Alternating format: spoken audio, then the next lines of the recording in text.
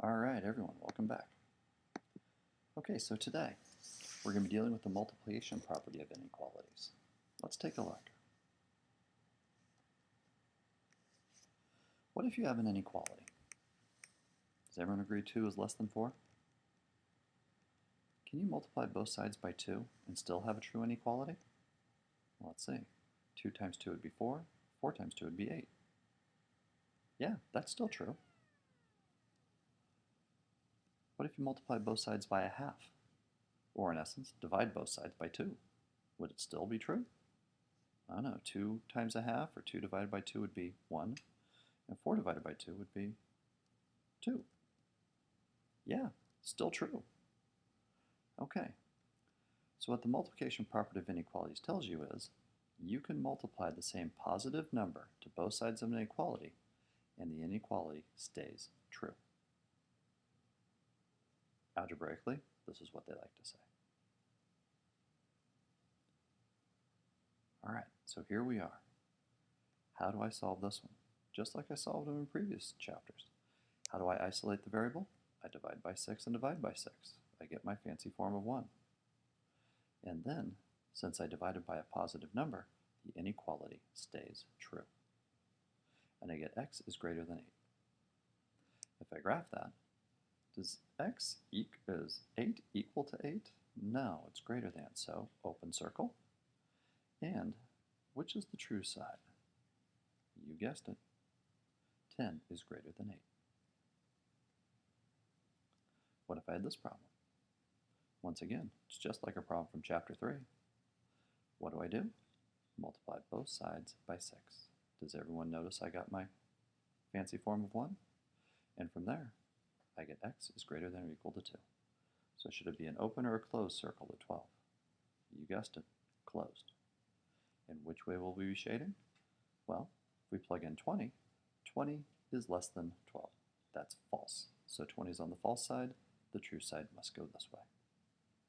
Pretty easy, right?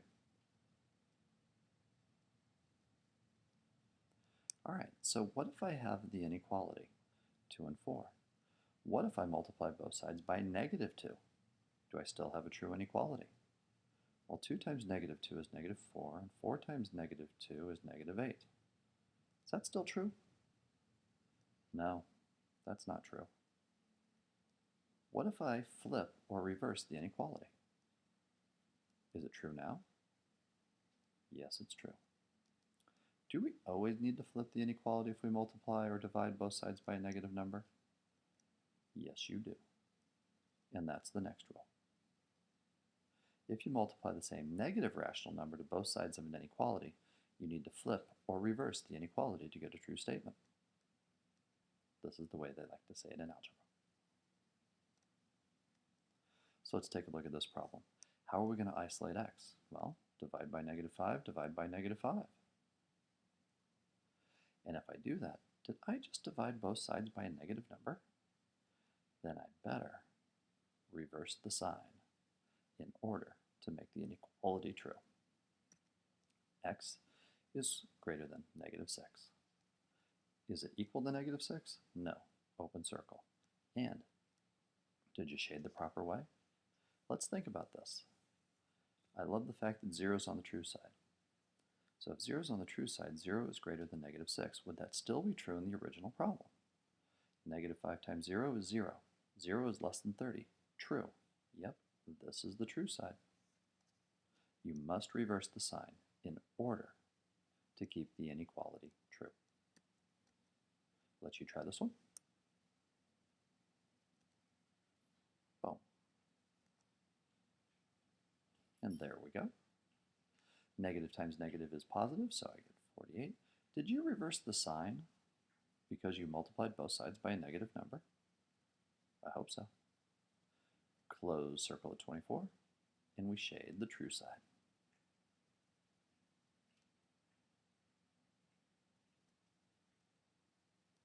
If we have fractions, a couple of different ways to handle it. I like this way. Did you reverse the sign because you multiplied by a negative number? I hope so. Close circle, and shade the true side. And once again, think about it. 0 is on the true side. So if I plug 0 in here, this would be 0 was less than or equal to 5. That's true, and we shaded the true side. All right, that's it. If you got any questions, please feel free to let me know. Thanks, guys.